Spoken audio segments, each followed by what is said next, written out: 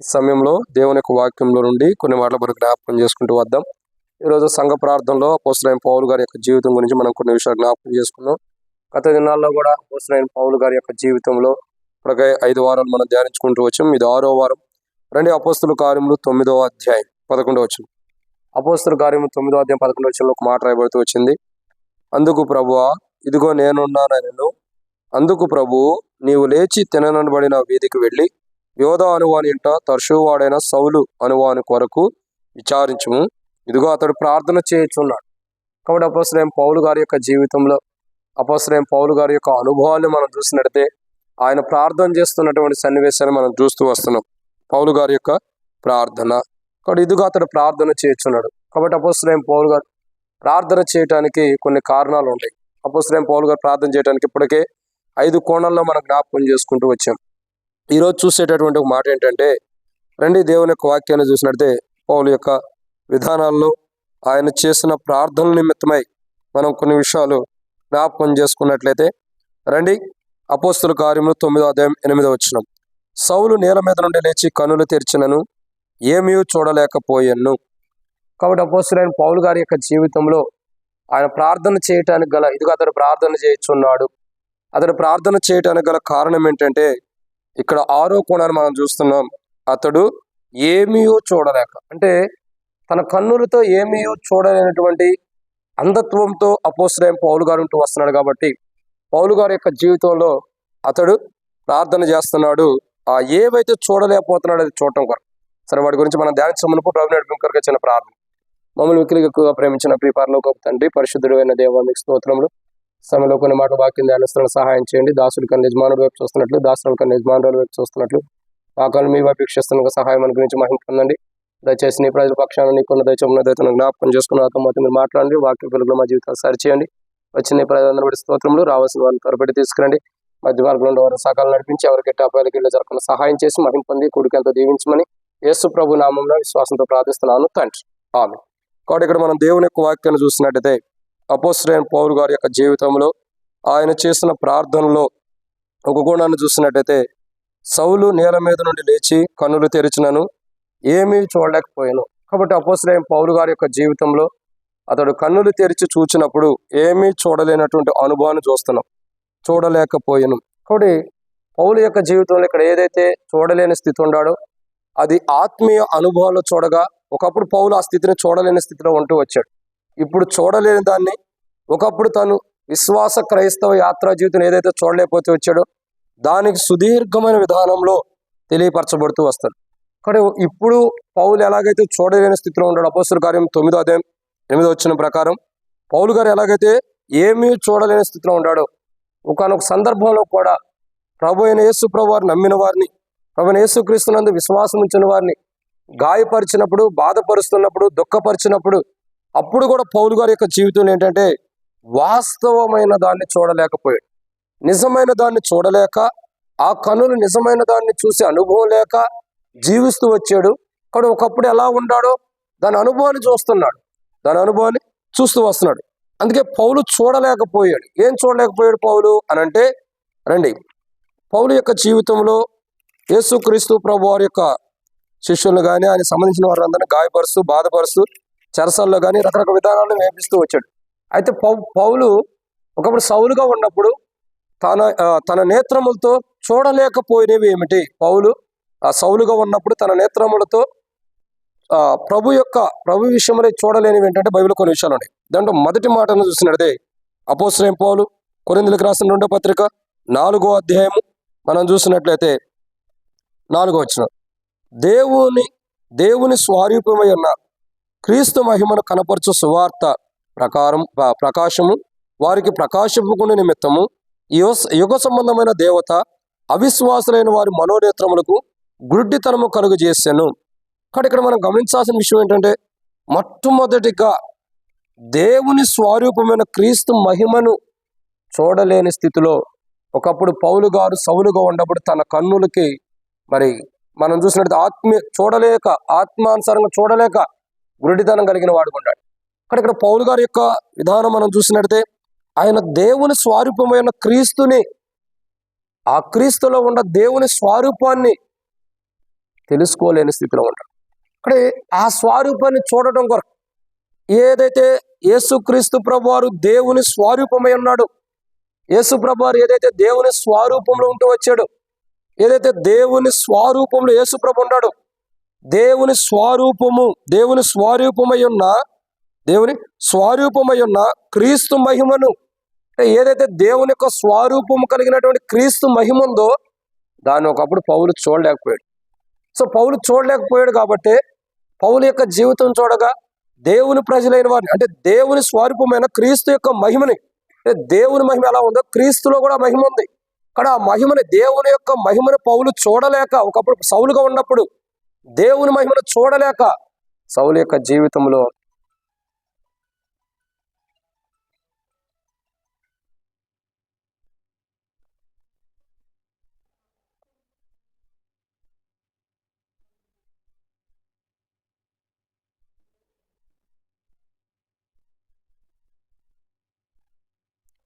అక్కడ పౌలు యొక్క జీవితంలో ఒకప్పుడు ఈ యొక్క దేవుని స్వరూపాన్ని చూడలేని వాడు ఉంటూ వచ్చి, అక్కడ ఏ స్వరూపాన్ని అయితే చూడలేక కన్నులు చూడలేని స్థితిలో ఉండేయో అతడు కన్నులు ఏమీ చూడలేకపోయాను. అంటే అర్థం ఏంటి? ఏదైతే దేవుని యొక్క స్వరూపమైన క్రీస్తు మహిమని దేవుని ప్రజలు చూసి వారి జీవితాలు మార్చుకుని, వారి అనుభవాన్ని మార్చుకుని, వారి ప్రవర్తన మార్చుకుని, వారి ఆలోచన మార్చుకుని, వారి విధి విధానాన్ని మార్చుకుని, వారి ప్రవర్తన మార్చుకుని దేవునిలో ఒకప్పుడు దేవుని స్వరూపమై ఉన్నటువంటి విధానాన్ని, దేవుని మహిమను చూడలేని ప్రజలు యేసు ప్రభు వారి లోకానికి రావడం ద్వారా, యేసు ప్రభు వారి లోకంలో జన్మించడం ద్వారా, యేసు ప్రభు వారి యొక్క జీవితాన్ని బట్టి దేవుని స్వరూపమై ఉన్నటువంటి క్రీస్తు యొక్క మహిమ, అంటే దేవుని యొక్క మహిమని మనకు కనపరచడం ద్వారా ఈ రోజుల్లో ప్రజలు అది చూడగలుగుతూ వెళ్తున్నారు. అయితే ఆ మహిమను చూస్తూ వెళ్తున్నటువంటి ప్రజల యొక్క జీవితాల్లో, ఆ మహిమను చూస్తూ వెళ్తున్నటువంటి ప్రజల్ని ఎంతగానో పౌలు ఒకప్పుడు సౌలుగా ఉన్నప్పుడు బాధిస్తున్నాడు, హింసిస్తున్నాడు. తన మాటల ద్వారా, తన ప్రవర్తన ద్వారా, తన క్రియల ద్వారా, తన ఆలోచన ద్వారా, తన ఉద్దేశాల ద్వారా దేవుని సన్నిధిలో దేవుని ప్రజల్ని బాధపరుస్తూ, గాయపరుస్తూ వస్తున్నాడు. కాబట్టి దేవుని యొక్క స్వరూపమై ఉన్న క్రీస్తు యొక్క మహిమని తెలుసుకోలేక దేవుని ప్రజల్ని బాధపరుస్తూ, గాయపరుస్తూ వచ్చిన వాడు ఉన్నాడు. కానీ ఏదైతే అంధత్వంలో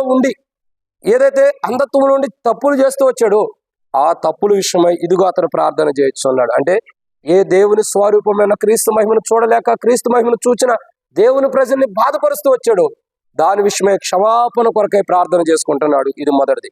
ఈ రెండో అనుభవం అపోస్తలుడైన పౌలు కొరింథీయులకు రాసిన 2వ పత్రిక 4వ అధ్యాయం మనం చూస్తున్నట్లయితే ఇక్కడ మనకు కనబడుతున్న మాట 4వ అధ్యాయం కాదు, క్షమించండి, 4వ అధ్యాయం 4వ వచనం. దేవుని స్వరూపమై ఉన్న క్రీస్తు మహిమను కనపరచు సువార్త ప్రకారము వారికి ప్రకాశింపుకున్న ప్రకాశం వారికి ప్రకాశింపుకున్న నిమిత్తము. కానీ రెండో కోణం ఏంటంటే, దేవుని వాక్యాన్ని చూసిన రెండో కోణం ఏంటంటే, ఏదైతే పౌలుగా మార్చబడక మునుపు సౌలు ఏదైతే చూడలేకపోయాడో, ఏదైతే చూడలేకుండా అంధత్వం కలిగి ఉన్నాడో అది చూడటం కొరకే ప్రార్థన చేసుకున్నాడు. పౌలు యొక్క జీవితంలో మొట్టమొదటిగా అతడు చూడలేని స్థితి ఏంటంటే, దేవుని స్వరూపమై ఉన్నటువంటి క్రీస్తు యొక్క మహిమను చూడలేకపోయాడు. కాబట్టి ఆ మహిమను చూడలేకపోయాడు. కాబట్టి ఆ మహిమను చూసిన ప్రజలను బాధపరిచినందుకు, ఆ మహిమను చూసిన ప్రజలను గాయపరిచినందుకు తన జీవితం మార్చబడాలని ప్రార్థన చేస్తూ వచ్చాడు. ఈరోజు మనం కూడా మన కుటుంబీకులు మనమైనా సరే దేవుని కానీ దేవుని ప్రజలను కానీ గాయపరిచి బాధపరిచిన వారు ఉంటే మన జీవితం మార్చబడటం కొరకై, ఏదైతే మన జీవితం మార్చబడకపోతే దేవుని కుమారుడై ఉన్నటువంటి దేవుని స్వరూపమైనటువంటి యేసుక్రీస్తు ప్రభువు యొక్క మహిమను మనం చూడలేం. ఈరోజు దేవుని స్వరూపమైన యేసుక్రీస్తు ప్రభువు యొక్క మహిమను చూడటానికి పౌలు గారు ప్రార్థన చేశాడు. ఒకప్పుడు దేవుని స్వరూపమైన యేసుక్రీస్తు మహిమను చూసిన ప్రజల్ని గాయపరిచాను, ఈరోజు ఆ జీవితం నుండి నాకు విడుదల కావాలని ప్రార్థన చేసుకున్నాడు. అలాంటి అనుభవం మనకు కూడా ఉంటే మనం కూడా ప్రార్థన చేసుకోవాలి. రెండో కోణం ఏంటంటే, ఇక్కడ రాయబడుతున్న మాట సువార్త ప్రకాశం. ఏదైతే సువార్త ఉందో, ఏదైతే సువార్త వెదజల్లబడుతుందో ఆ సువార్తకు అవిధేయత చూపిన అనుభవం, లేదా ఆ సువార్తను ప్రకటించేవాడిని బాధపరుస్తూ వచ్చాడు, ఆ సువార్తను తెలియపరిచేవారిని బాధపరుస్తూ వచ్చాడు. కానీ ఈరోజు మనం గమనించాల్సిన కోణం ఏంటంటే, దేవుని వాక్యం చెబుతుంది కదా, పౌలుగా మారబడక మునుపు, లేదా పౌలు సౌలుగా ఉన్నప్పుడు సౌలు యొక్క జీవితంలో జరిగినటువంటి సన్నివేశాలు. ఇదిగో అతడు కన్నులు మూయబడి ఏమి చూడకోకుండా ఉన్నాడు. అతడు ఏమి చూడలేదంటే అతడు ఏమి చూడలేని వాడుగా ఉన్నాడు. ఏం చూడలేదు? మొట్టమొదట పౌలు సౌలుగా ఉన్నప్పుడు ఏం చూడలేదంటే మొట్టమొదటిగా దేవుని స్వరూపమైన క్రీస్తు యొక్క మహిమను చూడాల. రెండు, ప్రకాశమైనటువంటి సువార్తని, ఏదైతే సత్య సువార్త ఉందో, ఏదైతే యథార్థమైన సువార్త ఉందో, ఏదైతే నిజమైన సువార్త ఉందో, ఆ సువార్తలో ఉన్న ప్రకాశమును చూడలేని వాడిగా ఉంటాడు. ఏం చూడలేకపోతాడండి? ఆ సువార్త యొక్క ప్రకాశమును వారికి ప్రకాశింపకున్నట్లు, అంటే సౌలు యొక్క జీవితంలో పౌలుగా మార్చబడక మునుపు అతడు ఏమి చూడలేకపోతే వచ్చాడంటే ప్రభు గురించి మొట్టమొదటిగా దేవుని యొక్క స్వరూపమైన క్రీస్తు యొక్క మహిమను చూడలేకపోతూ వచ్చాడు. రెండవదిగా చూసినట్లయితే సువార్త ప్రకాశం, ఏదైతే సువార్త ఉందో, ఏదైతే సత్య సువార్త ప్రకటించబడుతుందో, ఏ సువార్త అయితే దేవుని ప్రజలు దేవుని రాజ్యానికి వెళ్ళాలని ప్రకటించబడుతుందో, అందుకే రాబడుతూ వచ్చింది కదా మార్కు సువార్త 1వ అధ్యాయం 14వ వచనం.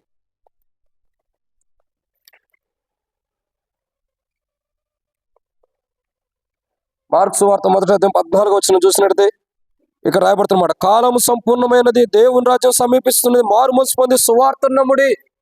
అంటే ఏ సువార్తనైతే నమ్మమని ప్రభు చెబుతూ వచ్చాడు, ఏ సువార్తను నమ్మితే దేవుని రాజ్యానికి వెళ్తారు, ఏ సువార్తను నమ్మితే పరలోక రాజ్యం ఉందో, ఏ సువార్తను నమ్మితే నిత్యత్వం ఉందో, ఏ సువార్తను నమ్మితే మహోన్నతుడైన దేవుని యొక్క ఆ మహిమ గల స్థానంలో ప్రవేశిస్తామో, ఆ సువార్తని పౌలు నమ్మలేని వాడుకుంటాడు. ఆ సువార్తను ప్రకటించేవారిని, ఆ సువార్తను తెలియపరిచేవారిని ఇంటెంటో జొచ్చి అనేకమైన వారిని తీసుకొచ్చి గాయపరుస్తూ, బాధపరుస్తూ, దుఃఖపరుస్తూ దేవుని ప్రజలకు ఇబ్బంది చేసేవాడుకుంటూ వస్తున్నాడు. అలాంటి పౌలు యొక్క జీవితం అంటే దేవుని సువార్తకి ఆటంకంగా ఉన్నటువంటి, ఒక్క మాటలో చెప్పాలంటే దేవుని పరిచర్యకు ఆటంకంగా ఉన్నటువంటి పౌలు తన జీవితంలో ఒకప్పుడు దేవుని సువార్త అంటే ఏంటో తెలుసుకోలేకపోతున్నాడు. దేవుని సువార్తలో ఉన్న మాధుర్యం ఏంటి, ఆ దేవుని సువార్త నమ్మితే మా జీవితానికి ఏం జరుగుతుందో అది తెలుసుకోలేకపోతూ వచ్చాడు. కాబట్టి ఆ చూడలేని అంధత్వం, ఆ దుష్టత్వం కలిగినటువంటి జీవితం ఒకప్పుడు సౌలు జీవితంలో పౌలుగా మార్చబడకముందు ఏంటిది? ఏంటంటే సువార్త నమ్మలేని దౌర్భాగ్య స్థితి. ఈ రోజుల్లో చాలా మంది కూడా వాక్యం నమ్మలేని వాళ్ళు చాలా మంది అన్నారు, ఇంక్లూడింగ్ విశ్వాసులు కూడా, బిలీవర్స్ కూడా. చాలా మంది యొక్క జీవితాల్లో వాక్యం నమ్మలేని వారు ఉంటారు. నమ్మని వారికి నమ్మలేదు కదా, నమ్మని వారికి ఉంటూ వస్తారు. వస్తాం, ప్రార్థనకు వస్తాం, సంఘ ప్రార్థనకి ఏదో ప్రార్థన చేసేస్తాం, మనకి ఇష్టం వచ్చింది, వాక్య ప్రకారం చేయము, చేసినా మనకు అవసరమైన మనకి ఇష్టం వచ్చిన మనం చేసేస్తాం. అసలు చేసిన ప్రార్థన కూడా మనకు దేవుడు బహుమానము, అంటే మన ప్రార్థన విని సమాధానం ఇస్తాడన్నది కూడా మనకు ఆలోచన ఉండదు. అంటే నమ్మకం లేదు చాలా మందికి. ఆనాడు సౌలు దేవుని సువార్తను ప్రకటిస్తున్న వారిని హింసించి గాయపరిచి ఆ చెరసాల్లో వేయించాడు. దేవుని సువార్తనే నమ్మనటువంటి స్థితిలో ఉన్నాడు ఆనాడు సౌలు యొక్క జీవితం. కాబట్టి అతడి జీవితం దేవుని మాటలను, దేవుని యొక్క సత్య సువార్త నమ్మలేని స్థితిలో ఉంది. కాబట్టి కళ్ళకి కనబడలేకపోయింది ఆ సువార్త ఎలాంటిది అన్నది. ఆ సువార్త ఎంత గొప్పది, ఆ సువార్తలో ఉన్న మాధుర్యం ఏంటి, అసలు ఆ వాక్యంలో ఉన్న మాధుర్యం ఏంటో అర్థం కాల. ప్రజలు చూసేది ఏంటి తెలుసా? ఈ సేవకుడు వాక్యం చెబుతున్నాడా, అయితే నేను ఆయన వాక్యం చెబుతున్నాడా, అయితే నాకు నచ్చదు. ఒక ఆయన చెబుతూ వచ్చాడు, ఏమన్నాడు తెలుసా అన్న, ఆ సేవకుడు వాక్యం చెబుతే అచ్చం నా గురించే చెబుతాడు అంటాడు, నా గురించే చెబుతాడు. లేదా ఇంకొక అన్న వస్తాడు, ఆయనైనా సరే నా గురించే చెబుతాడు. ఎంతమంది నీ గురించి చెబుతున్నారంటే నువ్వు మార్చుకోవాలని కదా. ఎంతమందికి నీ మీద కోపం ఉండిద్దా? దేవుని వాక్యం మాట్లాడుతున్నప్పుడు సరి చేసుకోవాలి. కానీ పౌలు జీవితం అది లేదు. చాలా మందిని, దేవుని ప్రజలైన వారిని, సత్య సువార్తను నమ్మినటువంటి ప్రజల్ని పౌలు ఏం చేస్తూ వస్తున్నాడు? ఇంటింటా జొచ్చాలా, లాక్కొచ్చాలా, గాయపరుస్తూ, బాధపరుస్తూ వస్తున్నాడు. ఒకప్పుడు ప్రభా సువార్త ప్రకాశం నేను చూడలేని స్థితిలో ఉండ, ఆ సువార్త తేజస్సు, ఆ సువార్త ప్రకాశమైనటువంటి ఆ తేజస్సుని నేను చూడలేని స్థితిలో ఉండకప్పుడు ప్రభా ఇప్పుడు ఆ సువార్తను చూసినట్టు నా కన్నులు తెరువు. ఒకటి, దేవుని స్వరూపమైన క్రీస్తు యొక్క మహిమను చూచున్నట్లుగా అది చూడటం కొరకై పౌలు యొక్క ప్రార్థన.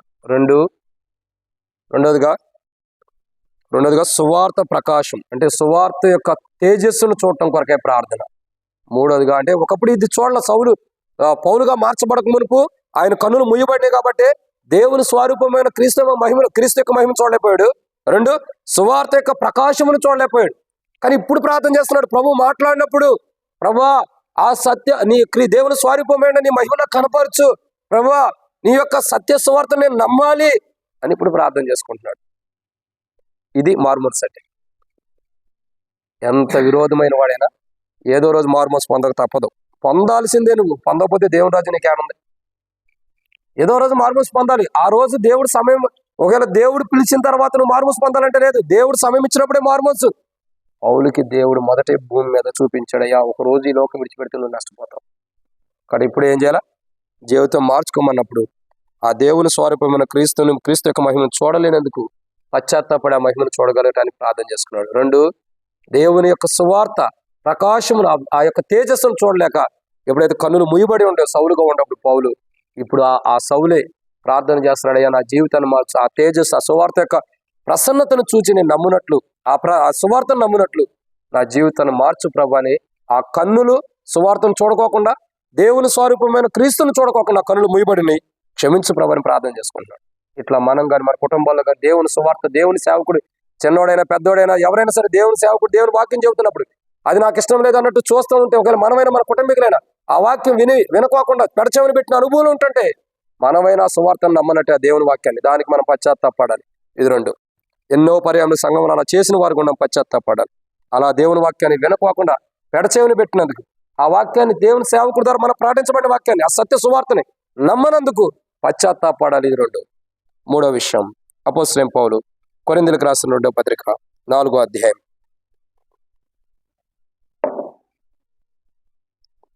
4వ వచనం. ఈ యుగ సంబంధమైన దేవత అవిశ్వాసులైన వారి మనోనేత్రములకు గ్రుడ్డితనము కలుగజేసెను. కాబట్టి ఇక్కడ మనం చూస్తున్నటువంటి మరొక కోణం చూస్తున్నాం. ఎన్నో మాట ఇది? 3. మూడవదిగా చూస్తున్నట్టయితే గ్రుడ్డితనము. కాబట్టి ఇక్కడ దేవుని యొక్క వాక్యాన్ని 3వ కోణం ఏంటంటే, దేవుని శ్రేష్టకరమైనటువంటి తేజస్సును కానీ దేవుని యొక్క ప్రసన్నతను కానీ చూడకోకుండా గ్రుడ్డితనం కలుగజేయబడిన వాడు ఉంటాడు. అందుకే పౌలు ఏమి చూడలేని స్థితిలో ఉంటాడు. దేవుడు తెలియపరుస్తున్నాడయ్యా, ఒకప్పుడు నువ్వు ఎందత్వంలో ఉండవు, జీవితం మార్చుకొని తెలియపరుస్తూ వస్తున్నాడు. కాబట్టి 3వ కోణం ఏంటంటే ఏమైంది? తన మనోనేత్రాలకు గుడ్డితనం ఉంది. ఆ గురుడితనం పోవడం కొరకు ప్రార్థన చేసుకున్నాడు. గురుడితనం అంటే ఏంటి? ఇది భౌతికమైన గురుడితనం అయితే తీసివేయచ్చు. మానవులుగా డాక్టర్లు అయినా ఎవరైనా ఏం చేస్తారు? మనుషులమైన మనకి ఏదైనా కంటికి ఏదైనా పొర వచ్చినా, చుక్కడం లాగా వచ్చినా, ఏదైనా వచ్చినా కానీ తీసేస్తారు. ఇది ఎక్కడుంది? మనోనేత్రం. ఇది మానవుడి జీవితంలో ఉన్న మనోనేత్రం ఇది. సో ఈ మనోనేత్రం తెరవబడాలంటే ఖచ్చితంగా వాక్యమే. ఒక మానవుడి యొక్క మనోనేత్రం తెరవబడాలంటే అది భౌతికంగా డాక్టర్లు ఆపరేషన్ చేస్తేనో ఇంకోళ్ళు ఆపరేషన్ చేస్తేనో వచ్చేది కాదు. ఎలా వచ్చింది మరి? అది వాక్య పెరుగులో, వాక్యం పైన దృష్టి పెట్టినప్పుడు, లేదా క్రీస్తులో చక్కని మార్గం నడిచినప్పుడు. కానీ పౌలు యొక్క జీవితం ఒకప్పుడు సౌలుగా మార్చబడకముందు ఎలా ఉందంటే గ్రుడ్డితనం కలిగింది. ఆత్మీయ గ్రుడ్డితనంతో ఉన్నాడు. అంటే ఆత్మీయ స్థితి లేదు తనలో. ఆత్మానుసారంగా ఎదిగిన వారిని హింసించాడు, ఆత్మానుసారంగా వెళ్తున్న వారిని గాయపరిచాడు, ఆత్మానుసారంగా జీవిస్తున్న వారిని దుఃఖపరిచాడు. దేవుని బిడ్డలైన వారు అనేక మంది దేవుని మార్గంలో నడుస్తున్న వారిని తన స్వార్థాన్ని బట్టి, తన కుయుక్తిని బట్టి, తన యొక్క దౌర్భాగ్య స్థితిని బట్టి, తనకున్నటువంటి అహంకారాన్ని బట్టి దేవుని ప్రజలైన వారిని చాలా మందిని దుఃఖపరుస్తూ వచ్చాడు, బాధపరుస్తూ వచ్చాడు. కానీ పౌలు యొక్క జీవితం కారణం ఏంటి? అంధత్వపు మనోనేత్రాలు, ఈ లోక సంబంధమైన దేవత మనోనేత్రాన్ని మూసి ఉంది. అంటే అర్థం ఏంటి?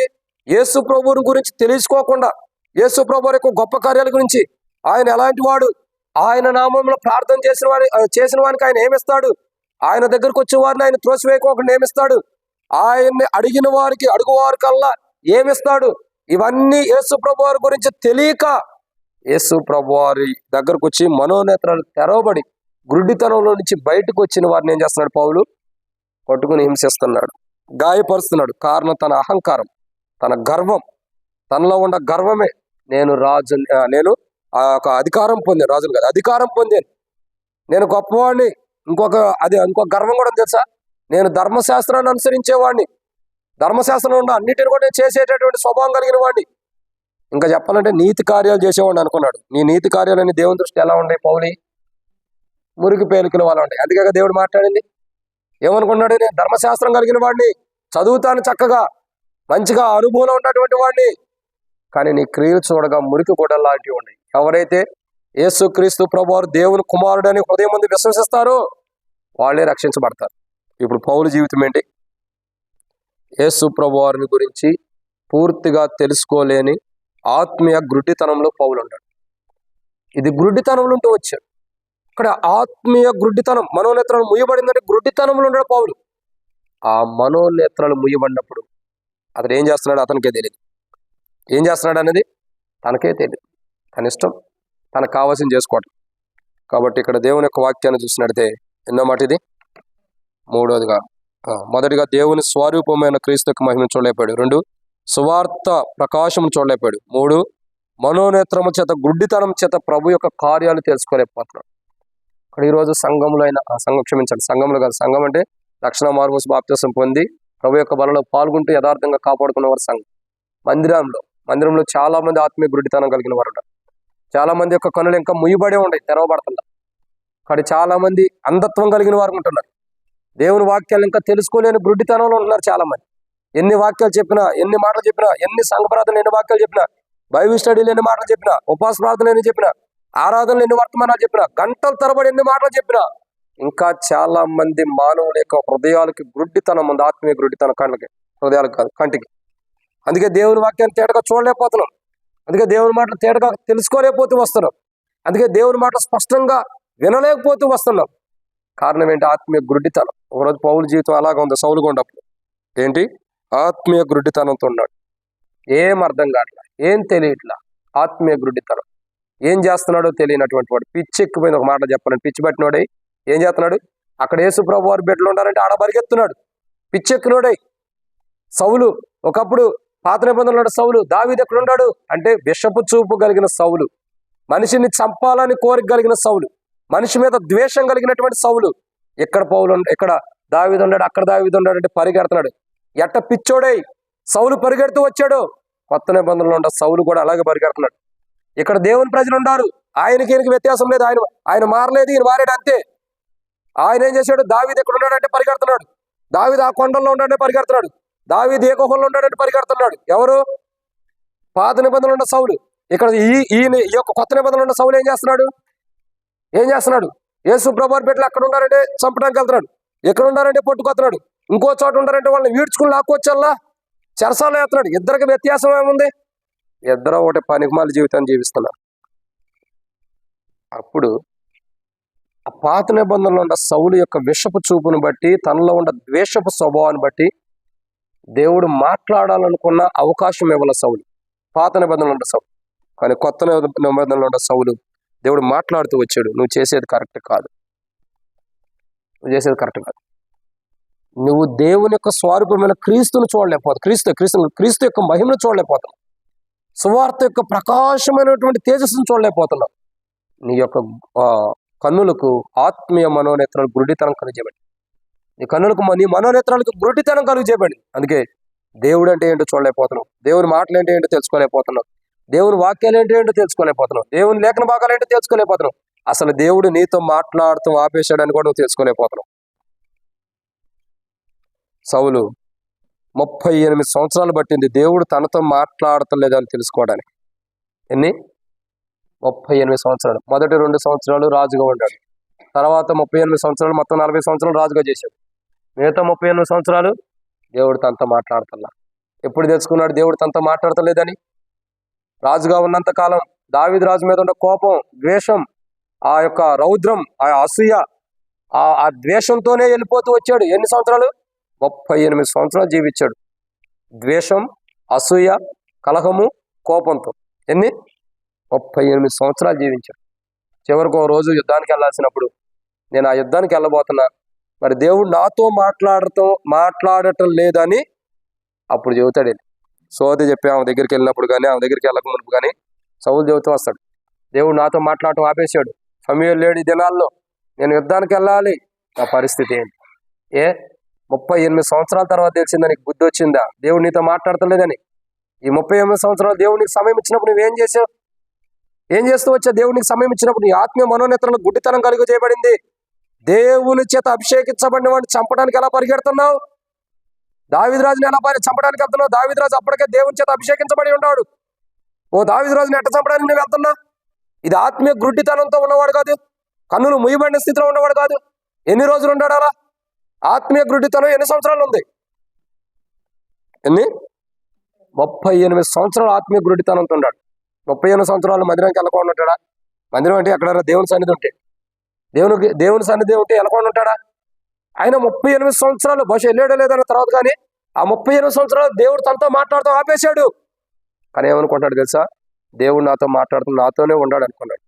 38 సంవత్సరాలు అప్పుడు సమూయేలు లేనప్పుడు, దావీదురాజు తన చేతికి చెక్కనప్పుడు చూసాడు కోపంతో విర్రవీగిపోయి రౌద్రం కలిగిన వాడే, నాకు ఎందుకు దొరకలేదు దావీదురాజు అని ఎదురు చూసి నిరుత్సాహపడిపోయాక నాకు వీడు దొరకడేమో అన్న ఆలోచనలోకి వచ్చేసి, అప్పుడు ఒక యుద్ధానికి వెళ్ళబోతున్నప్పుడు సోదె చెప్పి ఆమె దగ్గరికి వెళ్తాడు. ఇంకా సమూయేలు లేడు, దేవుడు నాతో మాట్లాడుతూ ఆపేశాడు. అయ్యో, సౌలు ఎంత దౌర్భాగ్యమైన స్థితికి వచ్చాడు. దేవుడు నీతో మాట్లాడటానికి ఇష్టపడతాడు, నీతో మాట్లాడేవాడు దేవుడు నాతో మాట్లాడటం ఆపేసాడు అంటున్నావంటే నువ్వు ఏ స్థితికి వెళ్ళిపోయావు? ఎలాంటి స్థితికి దిగజారిపోయి ఉన్నావో మనం అర్థం చేసుకోవాలి. నువ్వేంటి నేనేంటి? సౌలు యొక్క జీవితంలో ఎంతో దారుణమైన స్థితిలోకి దిగజారిపోయాడు. 38 సంవత్సరాల్లో దేవుడు తనతో మాట్లాడటం ఆపేశాడు అన్న విషయమే తాను చనిపోబోక ముంగట సమయంలో తెలిసింది సౌలు. అప్పటి వరకు కూడా సౌలుకి తెలియట్లా. ఎప్పుడైతే సమయం చనిపోయాడో అప్పుడు తెలిసింది. ఎప్పుడైనా గుర్తుపెట్టుకోండి, నీకు స్థానిక సేవకుడు ఇక్కడ లేనప్పుడు నీకు అతను విలువ తెలిసింది, ఉన్నప్పుడు తెలియదు. సమయంలో ఉన్నప్పుడు సౌలు ఏం చేశాడు? ఆయన చూసుకుంటాడు అన్నట్టు తిరిగాడు ఇష్టానుసారంగా. ఆయన చనిపోయిన తర్వాత తెలిసింది సమూయేలు యొక్క విలువ. ఇప్పుడు ఉన్నప్పుడు తెలియదు, ఎప్పుడు పోతాడని ఎదురు చూస్తాం. పోయిన తర్వాత తెలిసింది ఆయన విలువ. ఆ విలువ ఇప్పుడు తెలియదు ఎవరికైనా సరే. సమూయేలు వెళ్ళిపోయిన తర్వాత తెలిసింది సౌలుకి, అబ్బో సమూయేలు ఉంటే ఒకవేళ నా పరిస్థితిని బట్టి నేను వెళితే నాకు ఏదైనా సమాధానం ఇచ్చేవాడేమో. ఇప్పుడు సమూయేలు లేడు కదా, ఎట్లా? ఇంకేం చేస్తాడు? సో చెప్పి ఆమె దగ్గరికి వెళ్ళాడు. అయ్యా, నువ్వు సౌలే కదా, మారువేషం ధరించుకోవచ్చు. ఎంత సిగ్గుచేటు! ఒక రాజు అయ్యిండి మారువేషం కట్టడం ఏంటి కదా? ఒక రాజు అయ్యిండి మారువేషం కట్టడం ఏంటి? అది ఎంత అవమానకరం, ఎంత సిగ్గుచేటు! అలాంటి స్థితి, అలాంటి అనుభవంలో సౌలు ఎందుకు వచ్చాడు? అలాంటి అనుభవంలోనే చివరికి సౌలు ఏం చేశాడు? దేవుడు తనతో మాట్లాడతాం ఆపేయడానికి కారణం ఏంటి? విషపు చూపు, అసూయ, ద్వేషము, కోపము, ఇంకా గర్వము. వీటన్నిటిని బట్టి అధికారం పిచ్చుకోవడంది. తన కుమారుడు అంటాడు, ఒరే అయ్యా, దావీదురాజు బతుకున్నంతకాలం నువ్వు రాజు అవ్వలేవు, నా తర్వాత నువ్వే రాజు కావాలి. అసలు నువ్వెవరివి? ఎన్ని ఆడో బెన్యామీను గోత్రంలో ఉన్న చివరి స్థితిలో ఉన్న నేను తీసుకొచ్చి దేవుడు రాజుని చేశాడు. అప్పుడు నువ్వు అన్నావు కదా, నా యొక్క కుటుంబము ఇశ్రాయేలు గోత్రంలో అల్పమైనదన్న అన్నావు వాడివే కదా. మరి ఇప్పుడు వచ్చి అధికారం రంగంలో ఏం చేశాడు? అధికార పిచ్చిని బట్టి నా తర్వాత నువ్వే రాజు అవ్వాలని కుమారుడు చెప్పుకున్నాడు. ఇది వారసత్వం అనుకున్నారా? ఇంకోటి ఏంటి? దేవుడు ఎవరికి అనుగ్రహిస్తే వాళ్ళకి ఇస్తాడు, అది దేవుని చిత్తం. దావీదురాజు దగ్గర నుంచి ఎందుకు నిలబడిందంటే దేవుడు వాగ్దానం చేశాడు కాబట్టి. యథా తర్వాత ఎవరో వాళ్ళకి వెళ్ళిపోయేది. సౌలు జీవితం చాలా దారుణంగా 38 సంవత్సరాలు దేవుడు తనతో మాట్లాడుతూ ఆపేశాడు. అందుకే పిచ్చి పట్టిన వాడిలాగా తిరిగాడు. పిచ్చి పట్టిన వాడిలాగా తిరుగుతూ వచ్చాడు. చివరికి సోది చెప్పిన ఆమె దగ్గరికి వెళ్ళాడు, నష్టపోయాడు. చివరికి తన ప్రాణం తానే కోల్పోయే స్థితిలో తెచ్చుకున్నాడు. కానీ సౌలు, అది పాత నిబంధన. కొత్త నిబంధన సౌలుకి వచ్చేదానికి అలాంటి జీవితాన్ని జీవిస్తున్నాడు, అలాంటి ప్రవర్తనే జీవిస్తూ వచ్చాడు. పిచ్చి పట్టిన వాడే ఏం చేస్తున్నాడో తెలియక ఇష్టానుసారంగా దేవుని ప్రజల్ని బాధపరుస్తూ, గాయపరుస్తూ, ఇబ్బంది పరుస్తూ, దేవుని దాసుని, దేవుని ప్రజల్ని, దేవుని సేవకుని ఇబ్బంది పరుస్తూ ఇష్టానుసారంగా జీవించాడు. రోజు దేవుడు మాట్లాడాడు, నువ్వు ఇచ్చేయటం తప్పు, ప్రవర్తన మార్చుకోమన్నాడు. సౌలు ఏం చేశాడంటే, ప్రభువా నీవెవడివి నాకు ఎలా చెబుతున్నా? నీవు హింసిస్తున్న యేసుని ఒక్క మాట, నీవు హింసిస్తున్న యేసుని అనగానే జీవితం మార్చేసుకున్నాడు. అప్పటి వరకు మనోనేత్రాలతో గుడ్డితనం కలిగి, మనోనేత్రాలు ముయ్యబడి గుడ్డితనంతో ఉన్నటువంటి సౌలు ఒక్కసారిగా దేవుడు మాట్లాడినప్పుడు జీవితం మార్చుకుని పౌలుగా మార్చబడ్డాడు. పాత నిబంధనలు ఉన్న సౌలు ప్రాణాన్ని కోల్పోయాడు. కొత్త నిబంధనలు ఉన్న సౌలు మరణపు అంచుల్లో నుండి తిరిగి రాబడుతూ వచ్చాడు. అదే రాబడుతూ వచ్చింది, ఆయన మరణం తప్పించడు యెహోవా వశం. మరణములో నుండి జీవములోనికి దాటించాడు. పాత నిబంధనలు ఉన్న సౌలు మరణమునికి వెళ్తే, కొత్త నిబంధనలు ఉన్న సౌలు మరణములో నుండి జీవంలోకి దాటించబడి, సౌలు అన్న అనుభవం నాకు వద్దేక ఆ సౌలు పేరు పెట్టుకుంటే జీవితం మొత్తం ఎట్టాగుండిద్దేమో, నాకు ఈ జీవితం వద్దని పౌలుగా మార్చబడుతూ వచ్చింది. ఇప్పుడు పౌలు జీవితం బాగుంది. అందుకే ఇదిగో అతను ప్రార్థన చేయుచున్నాడు. ఎందుకంటే ఒకప్పుడు సౌలు పౌలుగా మార్చబడక మునుపు తన కన్నులు ముయ్యబడిన స్థితిలో ఉన్నాడు. దేని విషయాల్లో ముయ్యబడినాయి? క్రీస్తు యొక్క దేవుని స్వరూపమైన క్రీస్తు యొక్క మహిమను చూడలేక. 2, సువార్త ప్రకాశాన్ని చూడలేక. 3, క్రీస్తు యొక్క కార్యమును చూడలేక ఆత్మీయ మనోనేత్రాలు గురుడితనం కలుగజేయబడింది. ఇక 4వదిగా సౌలు పౌలుగా మార్చబడక మునుపు తన కన్నులు ముయ్యబడి ఉన్నాయి. ఏ విషయంలో అంటే దేవుని స్వరూపమైన క్రీస్తు యొక్క మహిమను చూడలేక, సువార్త ప్రకాశమును చూడలేక, ఇంకా క్రీస్తు యొక్క కార్యమును చూడలేక మనోనేత్రాలు ముయ్యబడి ఉండి పిచ్చి వాళ్ళకి తిరిగాడు. ఎప్పుడైతే దేవుడు దర్శించాడు అప్పుడు జీవితాన్ని మార్చుకుని ప్రార్థన చేస్తున్నాడు. ఇది 3. 4వ కోణం అంటే మన కుటుంబాల్లో కూడా మనలో కూడా ఇలాంటివి ఉండొచ్చు. మనం కూడా సౌలులాగా ఉంటే పౌలులాగా మార్చబడటం కొరకే ప్రార్థన చేసుకోవాలి. ఇది 3. 4వ విషయాన్ని చూద్దారే. అపోస్తలుడైన పౌలు కొరింథీయులకు రాసిన 2వ పత్రిక 4వ అధ్యాయం 5-6 వచనం. అంధకారములో నుండి వెలుగు ప్రకాశించును. ఏంటండి? అంధకారంలో నుండి పౌలు యొక్క జీవితంలో ఏంటంటే, పౌలు జీవితంలో అంధకారం ఉంటూ వచ్చాడు. ఒకప్పుడు దేంట్లో ఉన్నాడు? అంధకారం, అంధత్వంలో ఉన్నాడు. కాబట్టి పౌలుకి ఏం అర్థం కావట్లేదు ఒకప్పుడు. ఇప్పుడు చెబుతున్నాడు కొరింథీయుల్లో ఉన్న వాళ్ళతో, ఇదిగో ఎలా ఉండండి, ఇలా ఉండాలని చెబుతున్నాడు. అంటే అర్థం ఏంటి? ప్రాక్టికల్గా అది జీవించి వచ్చాడు పౌలు, అందుకే చెబుతున్నాడు ఎలా ఉండండి అని. అంటే 4వ మాట ఏంటంటే అంధకారము ఉంటూ వచ్చాడు పౌలు. అంధకారం అంటే ఏంటి చెప్పండి సహోదరి? చీకటి, ఇంకా చాలా ఉంటాయి కదా. గాఢంధకారపు లోయలో నేను సంచరించిన ఏ అపాయమునకు భయపడినని దావీదురాజు అంటే, సౌలు జీవితం ఎలా ఉంది? అంధకారంతో, అంటే కమ్మివేయబడ్డాడు. అంధకారంతో ఏం చేయబడ్డాడు? కమ్మివేయబడ్డాడు. ఇక అతనికి తెలియట్లా అసలు ప్రభు ఏంటి, ప్రభు ఎలాంటి వాడు, యేసు ప్రభు ఎందుకు పుట్టాడు, ఆయన పుట్టడం ద్వారా మేలేంటి, ఆయన ఎందుకు జన్మించాడు, ఇవన్నీ అసలు ఆలోచన లేవు. ఏమైంది? అంధత్వంతో నింపిపోయబడ్డాడు. ఏ కోశం మంది కూడా కనబడుతున్నా తన జీవితంలో. కొద్దిగా కాకపోతే కొద్దిగా సరే అసలు యేసు ప్రభు ఏంటి, ఆయన కొరకు ప్రజలు ఎందుకు ఇలా జీవితం మార్చుకుంటున్నారు, ఎందుకు ఆయన చెప్పిన మాట లేని జీవితాలు ఎందుకు మార్చుకుంటున్నారన్న ఇంగిత జ్ఞానం కూడా లేదు. మరి ఎలా ఉన్నాడు? అంధత్వంతో జీవిస్తున్నాడు. మొత్తం కమ్మివేయబడ్డాయి. ఏమైంది? మొత్తం కమ్మివేయబడింది. ఆ అంధత్వం వచ్చినప్పుడు ఏం జరిగింది? అంధకారం అని అంధత్వం వచ్చినప్పుడు మానవుడికి ఏం చేస్తున్నాడో అర్థం కాదు.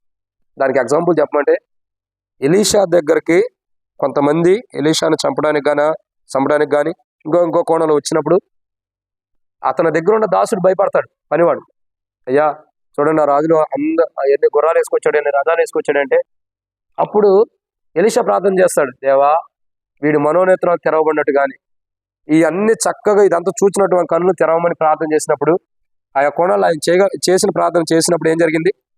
ఎలీషా చుట్టూ తన ఇంటి చుట్టూ ఏముండే? అగ్ని రథాలు ఉన్నాయి. అంటే ఎక్కడి నుంచి వచ్చిన అగ్ని రథాలు? అగ్ని రథాలు ఉన్నట్టు ఎదుటి వ్యక్తి కనపడుతుందా? లేదు. ఎందుకని? అంధత్వం కనపడుతుంది. అదే కదా ఇప్పుడు ఎవరు బిలాం యొక్క జీవితం అదే కదా. ఏదో పోతున్నాడు, డబ్బు కోసం, ఆస్తి కోసం, ఘనత కోసం, పేరు కోసం, ప్రఖ్యాతుల కోసం గాడిదెక్కి పరిగెడతా ఉన్నాడు, పోతున్నాడు కావాల్సిన మార్గం బిలాము దగ్గర. దేవుని దూత ఎదురు నిలబడింది. అర్థమవుతుందా? అర్థం కావట్లే. ఏం చేస్తున్నాడు అంటే ప్రియ సహోదరి వెళ్తున్నాడు, ఇంకా గాడిదని కొడుతున్నాడు, ఇంకా నడువు అని. దానికి దేవుడు వాక్కులు ఇచ్చాడు. గాడిద మాట్లాడుతుంది, అయ్యా నేను నీ దొడ్లోకి వచ్చినప్పటి నుండి, లేదా పుట్టినప్పటి నుండి కానీ, నీ దగ్గర నువ్వు కొనుక్కున్నప్పటి నుంచి కానీ నువ్వు నా మీద కూర్చునే ఉన్నావు, నడుస్తూనే ఉన్నావు. ఏ రోజన్నా నేనేమన్నా తిరగబడ్డానా? ఒక మాట చెప్పాలంటే, నేను తిన్నా తినకపోయినా, ఎట్టుండా బలహీనంగా కూడా అనారోగ్యంగా కూడా నువ్వు నా మీద ఎక్కినప్పుడు ఏ రోజన్నా తిరగబడ్డానా? మరి ఈ రోజు ఎందుకు ఇలా చేస్తున్నాను? నువ్వు కొద్దిగా కళ్ళు తెచ్చుకుని చూడు. దేవుని దోతని ఎదుట ఉంది, ఖడ్గం తీసుకుని ఉంటుంది. నేను ముందరికి వెళ్తా, నాకేం కాదేమో, దేవుని చిత్తం, నువ్వు చచ్చిపోతావు. కన్నులు తెరిచి చూడు, ఇప్పటికైనా మనోనేతలు తెరుచుకో, అంధత్వంలో నుండి బయటికి రా ఇప్పటికైనా అని దేవుడు గాడిద ద్వారా మాట్లాడిస్తే అప్పుడు తెలిసిద్ది అన్నగారికి. అయినా చివరికి తన బ్రతుకంతా అంత ఏం మంచిగా లేదులేదు. అంత మంచి జీవితాన్ని మంచి బ్రతుకు బతికాడు అన్న పేరేం లేదు. క్రైస్తవమైన మనం ఏదో రక్షించబడ్డాం అన్నంత మాత్రం బాగుండదు. లాములాగా నష్టపోయే జీవితాలు కూడా ఉంటాయి దేవుని రాజ్యాన్ని. చివరికి ఏమైంది? నష్టపోయాడు. అప్పుడు ఏమైంది? దేవుని దూత అక్కడ సిద్ధంగా ఉంది. ఒక్క అడుగు ముందలకేస్తే చాలు ఏమయ్యేది? బెలాము చచ్చిపోయాడు. కానీ దేవుని కృపచేత దేవుడు కాపాడుతూ వచ్చాడు. కాబట్టి ఈరోజు మనం గమనించాల్సిన కోణం ఏంటంటే అంధత్వం. ఆనాడు మన ఎలీషా దగ్గరకు వచ్చినప్పుడు కూడా ప్రజలు ఎలీషా దగ్గరకు వచ్చినప్పుడు అంధత్వంలో ఉన్నారు. ప్రజలు ఎలా ఉన్నారు? అంధత్వంలో ఉన్నప్పుడు వాళ్ళని తీసుకెళ్లి ఎలీషా ఎక్కడికో తీసుకెళ్తాడు. వాళ్ళు ఎక్కడికి వెళ్తున్నారో కూడా అలా తెలియదు. ఎలీషానే తీసుకెళ్తున్నా కానీ ఎలీషా కోసం వచ్చిన ఎలీషాని కూడా తెలియలేకపోయింది వాళ్ళకి. అంటే అంత అంధకారం ఉంటూ వచ్చి అంధత్వం చేత కమ్మబడి ఉండాలి. ఈరోజు మన జీవితాలు కూడా అలాగే ఉంటాయి. మనం కూడా ఎందుకొరకు దేవుని మందిరానికి వచ్చేమో తెలియదు, దేన్ని అడగటానికి వచ్చేమో తెలియదు. ఒకవేళ అడిగింది దేవునికి ఇష్టకరంగా ఉందో లేదో కూడా మనకు తెలియదు.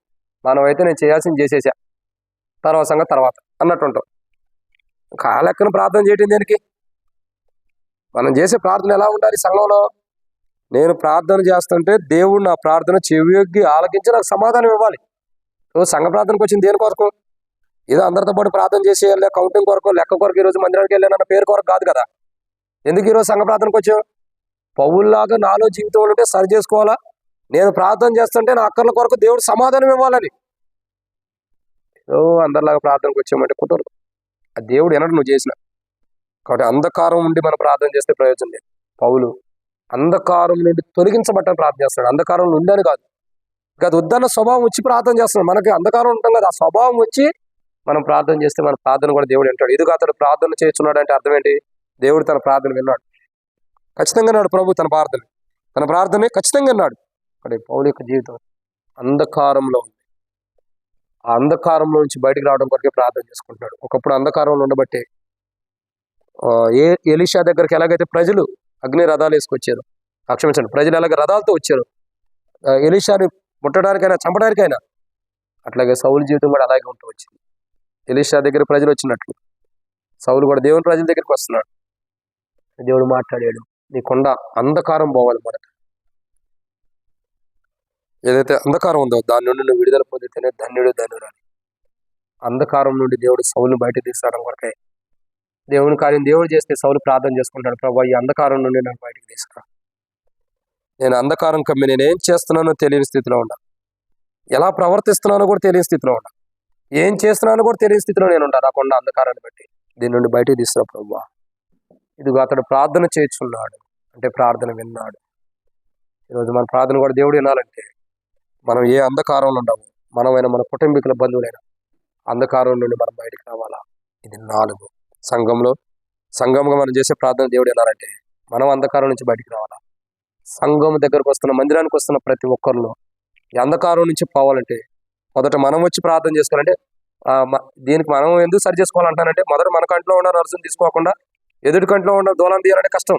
అందుకే మొదట మనం సరి చేసుకుంటే మన అంధకారం పోతే ఎదుటి వ్యక్తుల కంట్లో ఉన్న ఆ ఎదుటి వ్యక్తి జీవితాల్లో ఉన్న అంధకారం పోవడం కొరకు మనం ప్రార్థన చేయడానికి యోగ్యులు. సో అలా ప్రార్థన చేద్దాం. ఇది 4. 5వ విషయం, అపోస్తలుడైన పౌలు కొరింథీయులకు రాసిన 2వ పత్రిక 4వ అధ్యాయం 5-6 వచనాలు. అంధకారంలో నుండి వెలుగు ప్రకాశించను గాకని పలికిన దేవుడే తన మహిమను గుర్చిన జ్ఞానము యేసుక్రీస్తునందు వెల్లడిపరచుటకు మా హృదయంలో ప్రకాశించెను. ఇక్కడ పౌలు యొక్క జీవితం ఏంటంటే హృదయంలో ప్రాముఖ్యంగా దేవుని మహిమను గురించినటువంటి జ్ఞానం ఏదైతే యేసుప్రభువు వారు తెలియపరుస్తున్నాడో ఆ జ్ఞానం హృదయంలో లేని వాడుకుంటూ వస్తున్నాడు. ఎవరు? సౌలు. కానీ ఆయన లేదు కాబట్టి కొరింథీలో ఉన్న సంఘాన్ని చెబుతున్నాడు, మీరు ఇలా ఉండాలంటే అర్థం ఏంటి? ఒకప్పుడు ఇలా దేవుని మహిమను గురించిన జ్ఞానం క్రీస్తు యేసు ద్వారా వెళ్ళపరచబడుతున్న జ్ఞానము తన హృదయంలో లేదు. అందుకే చెబుతున్నాడు పౌలు, మీ హృదయంలో దేవుని గురించిన జ్ఞానం క్రీస్తు యేసు ద్వారా వెల్లడి చేయబడుతుంది కాబట్టి ఆ జ్ఞానం మీ హృదయాల్లో ఉండాలి. జ్ఞానము మీ హృదయాల్లో ఉండాలి. కానీ జ్ఞానం కలిగి ఉంటేనే మన జీవితం బాగుంటుంది. అజ్ఞానంలో బ్రతికేమంటే ఏమైంది? చివరికి అజ్ఞానంలో ఉంటాం. అజ్ఞానంలో బతికితే ఏమైంది? చివరికి అజ్ఞానంగానే ఉంటాం. ఆ జ్ఞానంతోనే నరకానికి వెళ్తారు. జ్ఞానవంతులు వారి జీవితాల్లో శ్రేష్టకరమైన అనుకుంటారు. కానీ తమ తండ్రి రాజ్యంలో వారి కొరకే సిద్ధపరిచిన రాజ్యంలో వారు స్వతంత్రించుకుంటారు. యేసు ప్రభు వారు జ్ఞానవంతుడా అజ్ఞానవంతుడా? ఎట్ట చెబుతున్నారు? ఆయన జ్ఞానవంతుడు కాబట్టి చెప్పాడు. ఏమన్నాడు? మీరు పావురు వలె నిష్కపటమైన వారుగా, పాము వలె వివేకం కలిగి ఉండమన్నాడు. అంటే అర్థం ఏంటి? ఈ లోకంలో మీరు ఎలా జీవించాలో నేను చెప్తున్నా అలా జీవించండి అన్నాడు. అంటే అర్థం ఏంటి? ఆయన జ్ఞానవంతుడు. కాబట్టి ఇక్కడ చెప్పబడిన మాట ఏంటంటే దేవుని యొక్క జ్ఞానం, దేవుని యొక్క మహిమ, దేవుడే పలికినట్టు తన మహిమను గురించిన జ్ఞానం క్రీస్తు యేసునందు వెల్లడి అగుతుంది. ఎక్కడ? మన హృదయాల్లో క్రీస్తు యేసు ద్వారా వెల్లడి చేయబడుతున్నటువంటి దేవుని మహిమను గురించిన జ్ఞానం మన హృదయాల్లో ఉండాలి. అప్పుడు మన జీవితం బాగుంటుంది.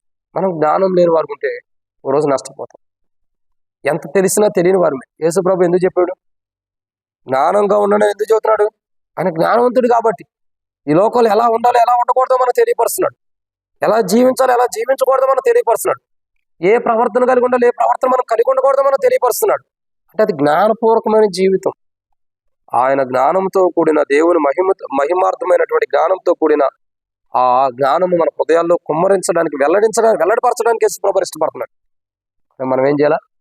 ఆ దేవుని జ్ఞానం మన హృదయాల్లో యేసు ప్రభు ద్వారా వెల్లడి చేయబడుతుంది కాబట్టి, దేవుని మహిమ యొక్క జ్ఞానం మన హృదయాల్లో యేసుక్రీస్తు ప్రభు ద్వారా వెల్లడి చేయబడుతుంది కాబట్టి దాన్ని మనం కలిగి ఉండాలి. సంఘములైనా, మందిరములైనా, కుటుంబంలో, వ్యక్తిగతంగా చాలామంది దేవుని యొక్క జ్ఞానము, ఆ దేవుని యొక్క మహిమతో కూడిన జ్ఞానము, యేసుక్రీస్తు ప్రభు ద్వారా వెల్లడి చేయబడుతున్నటువంటి మన హృదయాల్లో వెల్లడి చేయబడిన జ్ఞానంను నిర్లక్ష్య పెడుతున్నారు చాలామంది. అందుకే జ్ఞానం లేని స్వభావం, జ్ఞానం లేని జీవితాన్ని మనం జీవించడానికి కారణం ఇదే. ఎందుకంటే ఆ వాక్యాన్ని నిర్లక్ష్య పెడుతున్నాం. ఎప్పుడైతే నిర్లక్ష్యం అన్నది మన జీవితాల్లో ఉండదో అప్పుడు దేవుని మహిమతో కూడినటువంటి జ్ఞానము యేసు ప్రభు ద్వారా మన హృదయాల్లోకి వెల్లడి చేయబడదు. అప్పుడు మన హృదయంలో జ్ఞానం లేకపోతే అజ్ఞానులుగా ఉంటాం. జ్ఞానులు ఏం చేశారు? యేసు ప్రభు వారు పుట్టినప్పుడు వచ్చి యేసు ప్రభు దగ్గరికి వచ్చి సంతోషంగా ఆరాధించారు. తర్వాత ఏం చేస్తూ వచ్చారు? దేవుని దూత ఎదురై మీరు ఇలా కాదు, ఇంకో మార్గం వెళ్ళండి, మీరు వెళ్ళే మార్గం వద్దు, రాజు కుయుక్తితో ఉన్నాడు అన్నప్పుడు ఇంకో మార్గాన్ని వెళ్ళారు. జ్ఞానులు కాబట్టి వెళ్ళాడు కదా, వెళ్ళారు. అదే అజ్ఞానులు అయితే రాజు చెప్పాడు కాబట్టి మేము అట్టాకి వెళ్తాం అంటారు. నువ్వు పట్టుకున్న కుందేలకు 3 కాళ్ళు అంటే ఎవడేమంటాడు? పిచ్చ అంటాడు నీకు. ఇంకంత పెట్టి ఏమన్నారు? అంటే జ్ఞానులు ఏం చేశారు? ఈ మెస్సైన చంపడానికి రాజు కుయుక్తిగా మనల్ని ఇక్కడ పంపించాడు, మనం ఇంకో మార్గంలో వెళ్ళాలని దేవునితో ప్రకటించబడింది కాబట్టి మనం ఇంకో మార్గంలో వెళ్తాం వెళ్ళిపోయారు. అప్పుడేగా రాజు కోపం వచ్చి 2 సంవత్సరాల ప్రాయం కలిగినటువంటి మా పిల్లలందరినీ చంపించింది. ఇప్పుడు జ్ఞానవంతుడు జ్ఞానంగా ఉన్నాడా, అజ్ఞానంగా ఉన్నాడా? జ్ఞానవంతుడు ఖచ్చితంగా జ్ఞానంగా ఉన్నాడు.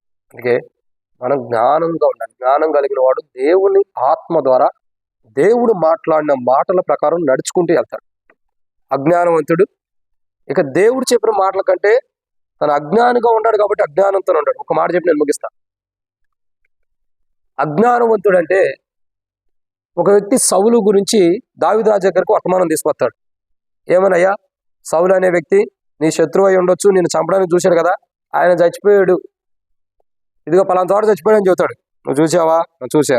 నువ్వు చూసినప్పుడు ఏం చేసావు? మౌనంగా ఉండ. ఇదేనా నీ బుద్ధిహీనత? అంటే ఈయనేమనుకున్నాడు?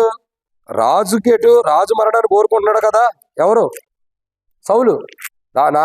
దావీదు రాజు మరణాన్ని కోరుకుంటున్నాడు కదా, ఆ సౌలే చచ్చిపోయాడు అన్న విషయము మనం వెళ్ళి చూద్దాం. అప్పుడు మనకేమైనా బహుమానం ఉండిద్దేమో అని వచ్చాడు. వీడు అజ్ఞాని. అందుకు దావీదు రాజు ఏమన్నాడు చూడండి, 5వ వచనం, 2వ సమూయేలు గ్రంథం 1వ అధ్యాయం 4వ వచనం నుండి. జరిగిన సంగతులేవో నాతో చెప్పమని దావీదు సెలవీయగా, వాడు జనులు యుద్ధమందు నిలవలేకపోయిరి, పారిపోయిరి, అనేకులు పడి చచ్చిరి. సౌలు అతని కుమారుడైన యోనాతాను మరణమైరి అని సౌలును అతని కుమారుడైన యోనాతాను మరణమైరని నీకెలాగూ తెలిసినది అని దావీదు వాడిని అడగగా, వాడిట్లా, నేను గిల్బోవ పర్వతమునకు నేను అకస్మాత్తుగా వచ్చినప్పుడు సౌలు తన ఈట మీద ఆనుకొని ఉండెను. అతడు రథములను రౌతులను తనను వెనువెంట తగులు ఉండుట చూచి వెనుక తిరిగి నన్ను కనుగొని పిలిచెను. అందుకు చిత్తమున ఏలినవాడని నేనంటేని, నీవెవడవని అతడు నన్ను అడగగా నేను అమాలేకుడినని చెప్పి తిని, అతడు నా ప్రాణం ఇంకా నాలో ఉన్నది గాని తల త్రిప్పచేత నేను బహు బాధపడుచున్నాను. నీవు నా దగ్గర నిలవబడి నన్ను చంపమని సెలవీగా ఇలాగు పడిన తర్వాత అతడు బ్రతకడని నేను నిశ్చయించుకుని అతని దగ్గర నిలిచి అతన్ని చంపి తిని. తర్వాత అతని తల మీదనున్న కిరీటమును కంకణములను తీసుకొని నా ఏలుడు వాడిన నీ యొద్దకు వాటిని తీసుకొని తెచ్చి ఉన్నానని నిన్ను. దావీదు ఆ వార్త విని తన వస్త్రములు చింపుకొనెను. అతని యొద్దనున్న వారందరూ అలాగ చేసిరి. సౌలును యోనాతాను యెహోవా జనులను ఇశ్రాయేలు ఇంటి వారిని యుద్ధంలో కూలిరని వారిని గూర్చి దుఃఖపడుచు ఏడ్చు సాయంకాలం వరకు ఉపవాసముండి. ఆ తర్వాత దావీదు నీవెక్కడి నుండి వచ్చితవని ఆ వార్త తెచ్చిన వాడిని అడగగా వాడు నేను ఇశ్రాయేలు దేశంలో నివసించు అమాలేకుడగు ఒకని కుమారుడు నేను. అందుకు దావీదు భయపడక యెహోవా అభిషేకించిన వాడిని చంపుటకు నీవెలా అతని మీద చెయ్యెత్తివి. ఏం చేశాడండి? చెయ్యెత్తాడంట. యెహోవా అభిషేకించిన వాడిని నేను చంపితనని నీవు చెప్పితివే, నీ నోటి మాటే నీ మీద సాక్ష్యము గనుక నీ ప్రాణమునకు నీవే ఉత్తరవాది అని వానితో చెప్పి తన వారిలో ఒకరిని పిలిచి నీవు పోయి వాడిని చంపమనగా అతడు వాడిని చంపాను. అయిపోయింది. ఏం జరిగింది? అజ్ఞానవంతుడు ఏం చేశాడు? దావీదురాజు గొప్ప గొప్ప మాటలు మాట్లాడతాడు. దావీదురాజుకు సేవకులు అంటే చాలా ప్రాణం, చాలా ఇష్టం కూడా. ఏమంటున్నాడు? దేవుని చేత అభిషేకించబడిన వారిని మీద నువ్వు చేయెత్తుతావా? నా మీద కూడా ఒక ఆయన చేయెత్తాడు, నిన్ను కొట్టేస్తా చంపేస్తారు అది ఇదని మందిరంలో. దేవుడు చూసుకుంటాడని వదిలేసాం. కానీ ఏ సేవకుడి మీద మనం ఎప్పుడు చేయెత్తకూడదు, మాట అనకూడదు. ఒకవేళ సేవకుడు తప్పు చేసినా పాపం చేసినా దేవుడు ఖచ్చితంగా శిక్షిస్తాడు. మనం నోటు ద్వారా కూడా పాపం చేయకూడదు అసలు కనీసం సేవకుడి మీద. ఎందుకంటే నా స్వాస్థ్యం అని చెప్పాడు ఆయన. సరే, అతను ఏ పాపం చేసినా దేవుడు ఉన్నాడు అతను శిక్షించడానికి. మటుకి దావీదురాజు అదే అంటాడు, నువ్వు భయపడవు, అసలు నీకు భయం లేదా? నీకు భయం అనిపించలేదా? నువ్వు చేసే తప్పులకి, నువ్వు చేసిన తప్పుకు భయం అనిపించలా? ఒక యెహోవా చేత అభిషేకించిన వాడిని నువ్వు చంపితవని నీ నోటి మాట నీకు ఉత్తరం ఇస్తుంది. నువ్వు భయపడవా? అసలు నీకు భయం లేదా? ఒక దేవుని ద్వారా అభిషేకించబడినటువంటి దేవుని దాసుని చంపి మరలా అతను కడివలు కానీ లేదా అతని దగ్గర ఉన్న ఆ కిరీటాన్ని కానీ తెచ్చి నాకిస్తావా? నేను ఒక సేవకుడు చచ్చిపోతే సంతోషించే సేవకుని కాదు. నేను దేవుని చేత అభిషేకించబడిన వాడు నష్టపోతే నేను సంతోషించేవాడిని కాదు. ఎందుకంటే నాకు అడ్డం ఉన్నవాడు పోయాడని సంతోషించేవాడిని కాదు. దావీదురాజు ఆశ కాదు, దావీదురాజు యొక్క ఉద్దేశం ఏమంటున్నాడు? నీ మాటే నీ మీద సాక్ష్యం ఇస్తుంది. నువ్వు అబద్ధం చెప్పినా నిజం చెప్పినా నీ మాటే నీ మీద సాక్ష్యం ఇస్తుంది. పిలిచాడు పని వాళ్ళు, ఒకటి రండి, వాడి మీద పడి వాడిని చంపండి. ఇప్పుడు ఎవడు అజ్ఞాని? జ్ఞాని ఎవడు? అజ్ఞాని కాబట్టే ఆ వార్తను తీసుకొచ్చి దావీదురాజు దగ్గరికి వెళ్తే నాకేదో బహుమానం ఇస్తాడని ఆ కిరీటాన్ని ఆ కలిగిన వాటిని తీసుకొచ్చి దావీదురాజు దగ్గర పెట్టాడు. జ్ఞానవంతుడైన దావీదురాజు ఏమన్నాడు? దేవునికి నువ్వు భయపడవా? అసలు నీకు భయం లేదా? నీకు భయం లేదా? యెహోవా చేత అభిషేకించబడిన వాడిని చంపుతావా? నీకు అసలు భయం లేదు కదా? నువ్వు భయం లేక ఈ పని చేసావు కాబట్టి దేవుడు తన కార్యం చేస్తాడు. చూడు, నీ నోటి మాటలే నీ మీద సాక్ష్యం ఇస్తున్నాయి. పనివాడిని పిలిపించాలని చంపించాడు. ఎందుకు? దేవుని చేత అభిషేకించబడిన వాడిని తిట్టినందుకు, అభిషేకించబడిన వాడిని చంపినందుకు. ఆ అభిషేకించబడిన వాడికి ఈటి పొడిచి ఉండొచ్చు, ప్రాణం పోతున్న సమయంలో అయినా పూటకొల్ల వాడు ఏం చేశాడు? ఆ మంచి సమరయుడు ఏం చేశాడు? పూటకొల్ల వాడి ఇంటికి చేర్చాడు. నువ్వు అలా ఎందుకు చేర్చలేదు? చేర్చాడా? మార్గంలో ఉన్న వ్యక్తి సేమ్ ఇదే స్థితి జరుగుతుంది కదా. సౌలు ఎలాగైతే యుద్ధంలో పడిపోయి బాధల్లో మరణకరమైన పరిస్థితిలో ఉన్నాడో ఆ బలహీనతను బట్టి, అదే బలహీనత కాదు, ఆ ప్రమాదాన్ని బట్టి ఆ జరిగిన యుద్ధంలో, అట్లాగే ఒక సమరయుడు కూడా మంచి సమరయుడు కూడా అదే చేస్తూ వచ్చాడు కదా. దొంగల చేతిలో చెక్కబడినటువంటి ఒక వ్యక్తిని తీసుకొచ్చి ఏం చేశాడు? పూటకొల్లవాని ఇంటికి చేర్చాడు. నువ్వు అలా ఎందుకు చేర్చలేకపోయావు? దేవుని చేత అభిషేకించబడిన వాడిని చంపి మళ్ళీ నా దగ్గరికి వచ్చి నేను నీకు విరోధంగా ఉన్నవాడైనా సరే, ఎవరు? సౌలు యోనాతాన్ని చచ్చిపోయారు, సౌలు నేనే చెప్పానని చెబుతున్నావు. ఏం భయం లేదా నీకు అసలు? దేవుడు అంటే, దేవుని సేవకులు అంటే ఏమనుకుంటున్నా నువ్వు? దేవుని చేత అభిషేకించబడినవాడు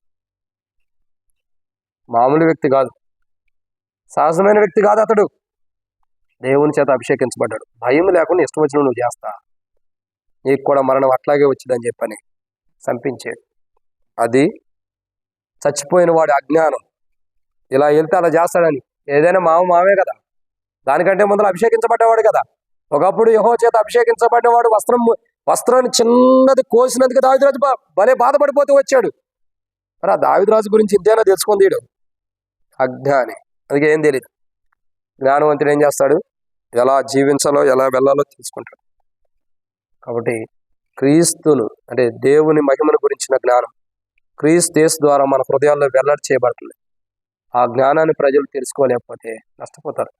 నేడు దినాల్లో చాలా మంది మందిరానికి వస్తూ దేవుని బిడ్డలమని చెప్పుకుంటూ మందిరానికి వచ్చే చాలా మంది దేవుని బిడ్డలని నేను అన్నాను, చాలా మంది యొక్క జీవితాల్లో క్రీస్తు యేసు ద్వారా వెల్లడి చేయబడుతున్న దేవుని మహిమను గురించిన జ్ఞానం లేదు. బహుశా మనకు అలా లేకపోతే మనం సరి చేసుకోవాలా, మన కుటుంబంలో అలా లేకపోతే సరి చేసుకోవాలా, సంఘంలో మనకు తెలిసిన వారు ఎవరైనా ఉంటే వారు సరి చేసుకోవడం ప్రార్థన చేయాలా, ఇంకా మన ఇంటి వారు మందిరానికి వచ్చేవారు ఒకవేళ అలాంటి అజ్ఞానం ఉంటే వారు సరి చేయబట్టడం కొరకే మనం ప్రార్థన చేయనట్లు ప్రభు ఇదిగో అతడు ప్రార్థన చేయించున్నాడు. సౌలు యొక్క ప్రార్థనలో మనం చూస్తూ వస్తున్నాం. ఈరోజు 6వ కోణంలో 6వదిగా అతడు కన్నులు ముయ్యబడినాయి. ఆ ముయ్యబడిన కన్ను తెరవబట్టడం కొరకే. సౌలుగా ఉన్నప్పుడు తనేమేం తప్పులు చేశాడు, ఆ జీవితం మార్చబట్టడం కొరకు, ఆ కన్నులు ముయ్యబడ్డ కన్ను తెరవబట్టడం కొరకు ప్రార్థన చేశాడు.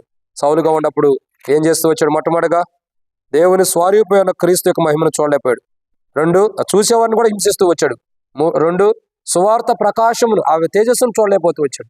3 ఆ సువార్త ప్రకటించేవారిని కూడా చంపుతూ వచ్చాడు. 3 మనోనేత్రంలో గుడ్డితనం ఉంది, దేవుని గురించి తెలుసుకోలేకపోతున్నాడు. 4 తన అంధకారంలో ఉన్నాడు, వెలుగు ప్రకాశించే వెలుగును చూడలేకపోతున్నాడు, ఆ అంధకారం నుంచి బయటికి రావడం కొరకు ప్రార్థన చేసుకుంటాడు. 5 తన క్రీస్తుల గురించి దేవుడి మహిమను గురించిన జ్ఞానం క్రీస్తు యేసు ద్వారా ఏ హృదయాలు అయితే వెల్లడి చేయబడుతుందో ఆ జ్ఞానమును గురించి, ఆ జ్ఞానం వెల్లడి చేయబడుతున్న జ్ఞానము ఎలా ఉండిద్ది అన్నది పౌలు యొక్క హృదయంలో లేదు.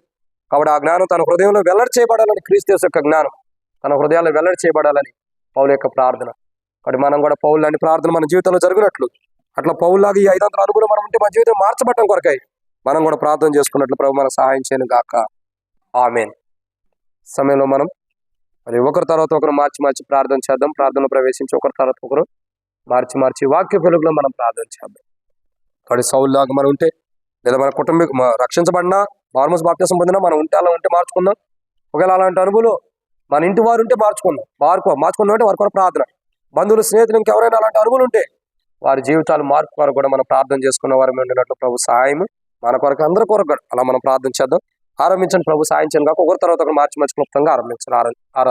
ప్రార్థన చేయండి, ఆరంభించండి. సంఘక్షేమం కొరకు కూడా ప్రార్థన చేయండి. మరి ప్రకటన జ్ఞాపకం చేసుకున్నాండి.